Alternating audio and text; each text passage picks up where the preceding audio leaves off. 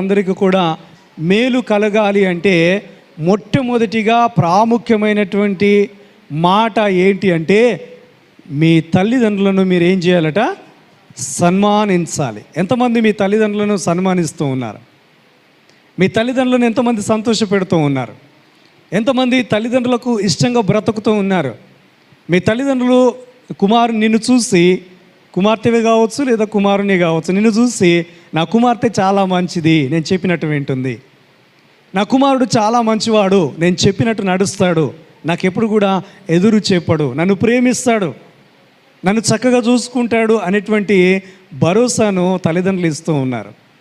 జ్ఞాపకం చేసుకోవాలి. దేవుని వాక్యం ఏమంటుందంటే మీరు మీకు మేలు కలుగునట్లు అన్నాడు. మీకు మేలు కలగాలి అంటే ఏం పని చేయాలట? మనం ఎలాంటి లక్షణం కలిగి ఉండాలి? తల్లిదండ్రులను